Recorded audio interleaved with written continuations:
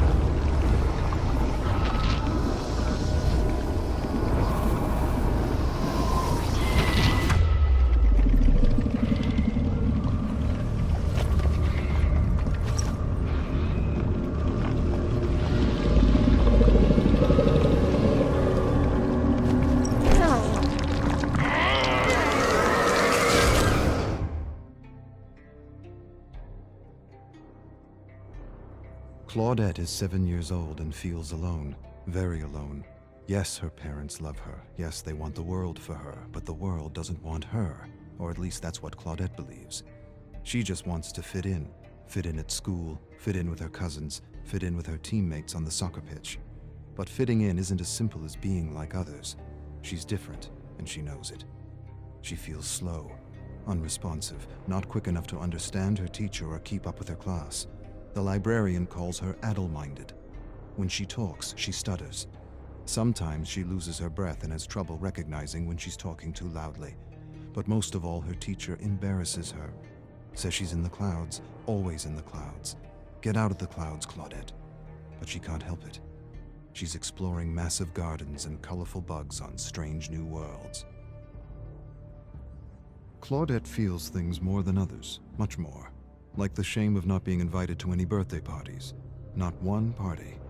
Every day her parents ask her who she played with at lunch, and every day she lowers her chin and tells them that she doesn't want to talk. Her parents ask her teacher, and her teacher tells them she likes to play alone. Not so much play, more like collect and observe things, flowers, weeds, beetles, worms, rocks. Some kids are just loners. Every day her parents ask her about her friends, and every day the shame returns. They want her to have friends. More than that, they want a list of names for her birthday. But she doesn't have a list of names. She doesn't even have one name. Claudette observes a beetle while her classmates chase one another around the playground. She wants to play, but no one wants to be around her. She doesn't want to think about it. Thinking about it hurts. Thinking about it reminds her she will disappoint her mother again. Her mother just wants her to have a friend, but making a friend isn't easy. Not for Claudette. And she wishes more than anything that it was as easy for her as it was for others. She wishes she had a friend to make her parents worry less. Maybe they would even be proud. Maybe she should give up her passion for bugs and flowers. Maybe that would help. Maybe then she would be like other kids. But the need to explore and collect is strong. It is not beyond her. It is her. Claudette loves to collect things, and she knows this is why many call her weird. Her father tells her she's perfect the way she is. He tells her a man named Darwin used to collect bugs and plants too. He had a big imagination like her. He often mused on ideas and theories, and boy did he come up with a whopper of a theory. He explains the theory, and she understands. Her father has a way of taking complicated ideas and making them easy to understand. Darwin.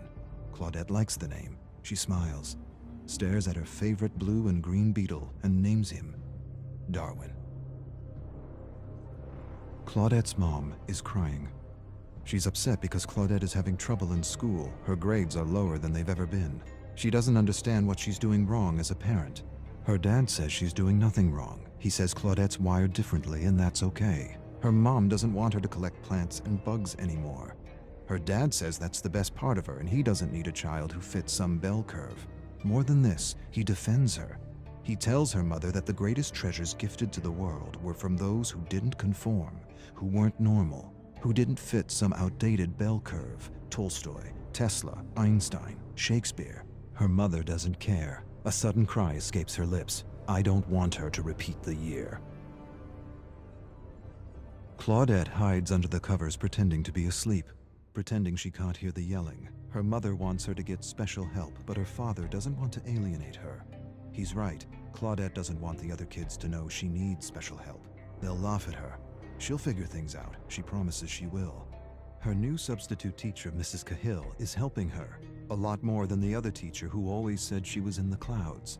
Her father says stress is the worst thing for a child's developing brain. Leave her be. Let her grow at her own pace. Stress shrinks the brain, destroys confidence, kills creativity. He doesn't want her studying at lunchtime. Lunchtime is for real growth, authentic growth. Growth unhindered by the pressure of tests and the fear of making mistakes. Claudette's mother is happy because her grades are improving. A single teacher can make a difference, can make all the difference, especially this teacher. Mrs. Cahill. Other kids call her strange and weird, but Mrs. Cahill isn't weird. She just gets it. She understands because she had a tough time learning when she was a student. This is why she makes an extra effort to help Claudette, to help her understand what she is explaining in class without alienating her. Claudette is happy because her new teacher is helping her, really helping her. She's learning new things every day.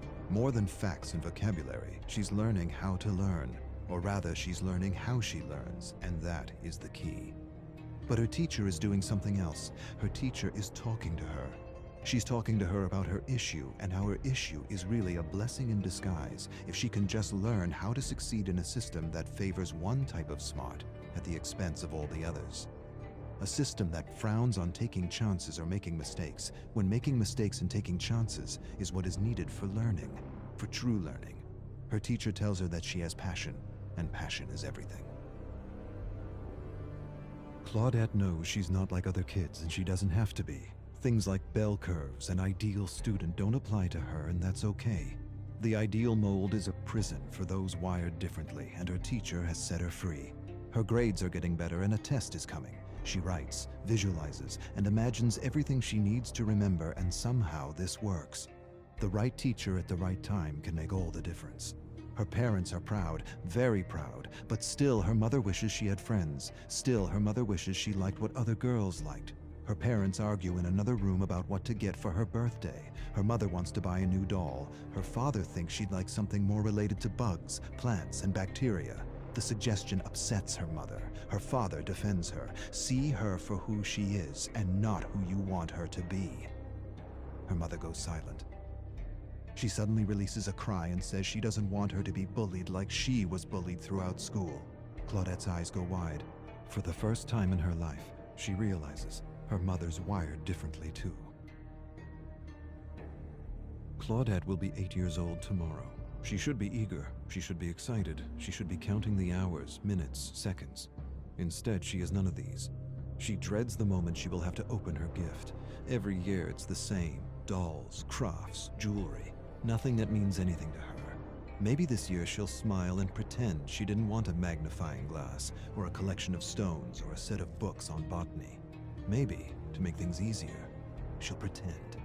Maybe that'll make her mother less scared for her. Seeing her happy about her grades felt good. Real good.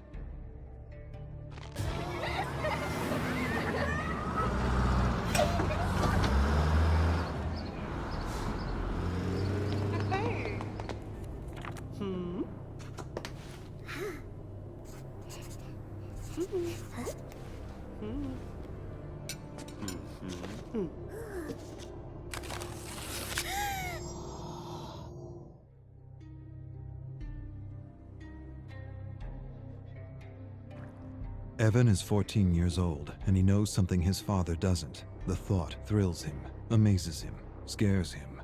There is something his father doesn't know, something the owner of one of the most profitable mines in all of Seattle doesn't know. His father manages his workers with an iron fist. No, not an iron fist, brass knuckles. He calls them maggots, groveling maggots. He's about to discover he's wrong. They're more than maggots, much more. They're men, and men working together can bring change. One of these men is inspiring others to take their lives back. If they can stand together, maybe, just maybe, they can bring in the union. With the union, they'll have rights. More than rights, they'll have dignity, freedom, time to spend with their friends, time to spend with their family, time to be human. Evan knows something his father doesn't know, and he feels empowered. Evan's father thrusts him to the ground, calls him weak, tells him he's got to stop being so nice to the maggots, stop talking to them, stop helping them, keep them in line, break them, let them know who's boss. If you give them an inch, they'll take a yard. They're just using you. Evan knows better than to say anything. His father punched and broke his jaw last year when he showed weakness. This year, he'd rather not sip dinner through a straw. This year, he holds back, bites his tongue. He wants to tell his father about the union, but doesn't. He feels ashamed, torn between his loyalty for his father and his friends. Bob, Tom, Jim, they deserve more. Evan enjoys creating something from nothing. He's not an artist, but he enjoys sketching, and he hides his sketches from his father. His father forbids sketching. Sketching is for weaklings, vagabonds, gypsies. He wants Evan to do worthy things.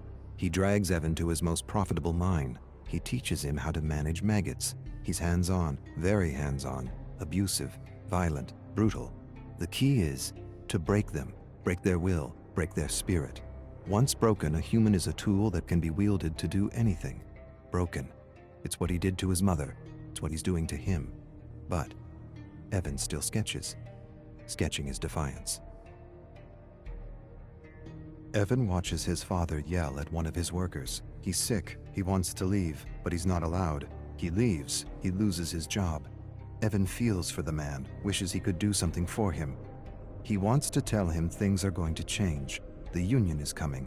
The union is coming, and with it a good wage and fair working hours. But the man's lungs are black and his stomach is rot. Too much stress, too much acid, not enough sleep. He collapses. His father doesn't care, kicks him in the gut, tells Evan to drag him out of the mine. Evan drags him out. For a moment, he feels disgusted at the man's weakness and wants to put this maggot out of its misery. He's becoming his father, and he's not sure if that's a bad thing. Evan's father forces him to set a bear trap in a dark forest. His father's obsessed with hunting bears, always has been, always will be.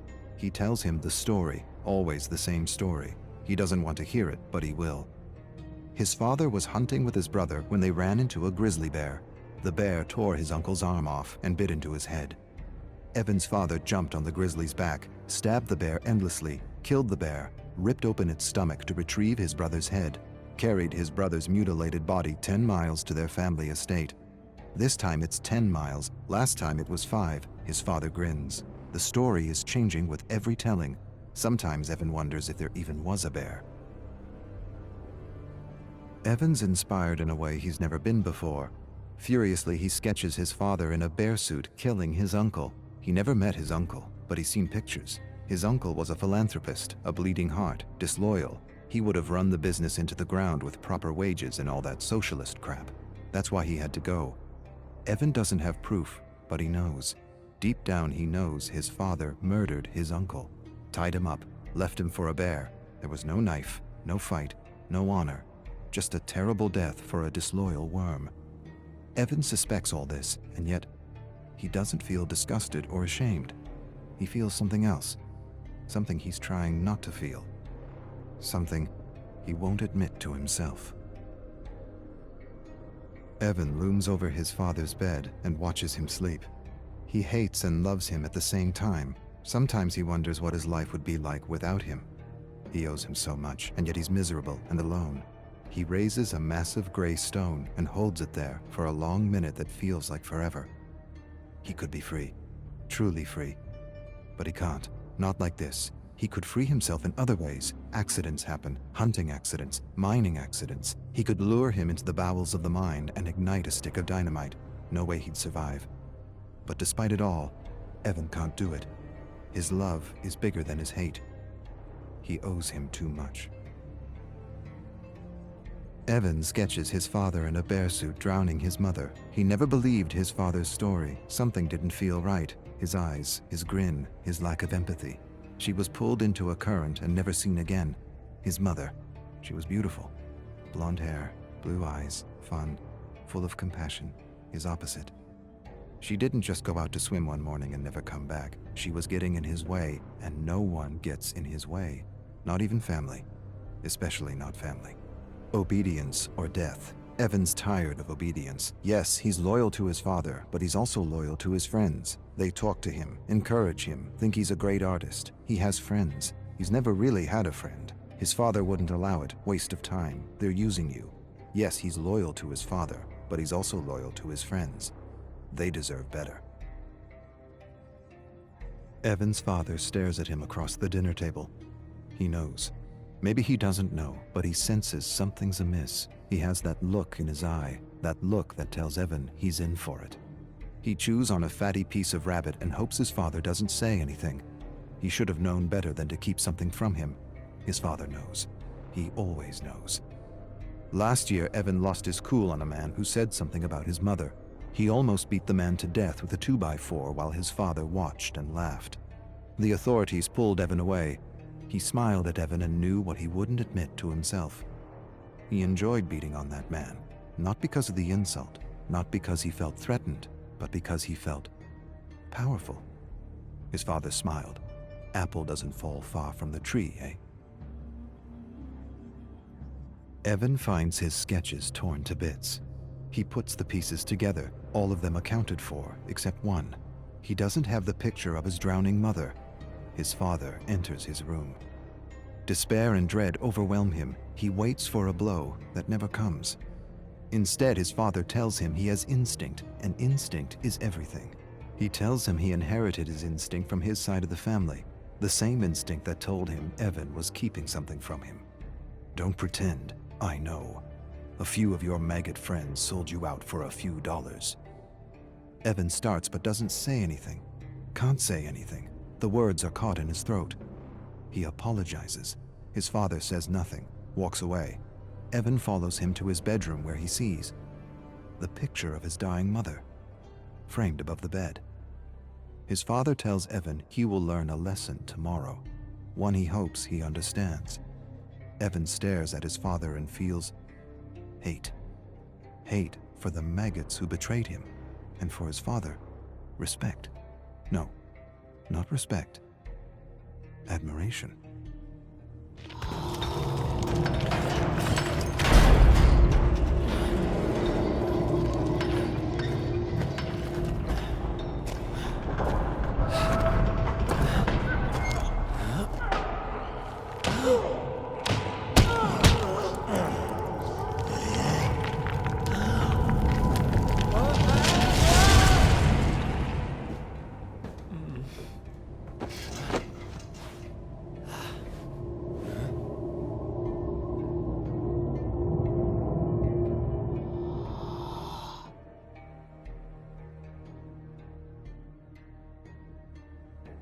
Arcus 1. I would start at the beginning, but I don't know when that was or how long ago I was banished to this prison. What I know is I've been observing and studying the inner workings of this entity that had once been, well, an obsession. How ironic that I should be sentenced to live out the rest of my days in the very thing I sought to destroy. An obsession turned prison. As all obsessions are, I suppose. Arcus 54. The atmosphere of the realms is dark and grim, to say the least, but also ever-changing. I've already remarked that the atmosphere is misty, even foggy at times, and that this fog feels alive. It seems to contain swirls and streams of memories or imprints of beings from multiple terror worlds. It is as if the entity absorbs all the psychic energy and thoughts of beings it snatches as it journeys through the endless cosmos. I've used the Orus to study the black fog and have come to 3 observations that will prove invaluable to finding a way home. First, the fog is rich in auric particles, leading me to believe this dimension is more conscious than it is material. Second, I should be able to manifest anything I'm able to pull from rifts in the fog, using techniques passed down from my family. Third, the entity is far more ancient than we ever suspected back home, and most of our theories and conjectures were wrong. The rich presence of auric particles and cells suggest it is one of the original ones, an ancient. Arcus 142. The entity is the cosmic embodiment of evil. Back home, we witnessed how its very presence turns worlds inside out, how it seems to remove or extinguish any sense of empathy or compassion within communities, how it brings people to the brink of madness and, well, pushes them in. Now I understand. It does all this in order to rip victims from their lives and have them play out an endless trial of terror that it presumably needs for its own survival. And there, perhaps, lies the key to its destruction, if an ancient can be destroyed at all. End the trials. Destroy its ability to sap dark nectar from victims like a cruel parasite feeding from a flower. At least the archives affords me a better understanding of the entity, why it moves from universe to universe, picking victims off and devouring worlds as though at a cosmic buffet. What I have yet to conclude is whether it is attracted to worlds that are brimming with darkness and madness, or if it is in fact the catalyst of such darkness and madness. Arcus 557. All planes of existence are a unique mix of conscious auric particles and material particles. The entity is almost certainly pure consciousness. The observable fact of existence is the material world responds to and changes with consciousness. Collective consciousness is the key. The body, the home, the trial, all of it is an expression of the entity's unconscious need for fear and terror. The distinct observation in the specimens chosen by the entity is that they all come from worlds that have failed to understand the metaphysical relationship between their thoughts and the world they live in. This is not by chance. It is, to my mind, self-preservation. Victims who know this truth and have honed their ability to manifest could be poisonous to the entity. This leads me to believe the entity is attracted to dark worlds because darkness and chaos are clear indicators that inhabitants have failed to connect the dots between the collective consciousness and the health of their world. The conclusion, then, might be that the entity feeds off ignorance. Arcus 731. Hard to tell when one day ends and another begins. The tower and the library help me cope, but it's hard to forget the truth of my situation, even for a moment, knowing everything I have is a lie. I have access to anything I want, and yet I have nothing. The survivors continue to undergo the trials of the most brutal of killers. I continue to search the fog for the memories of those who found a way to escape. It sometimes feels like a futile search. But then again, I've got time on my hands. Lots of time.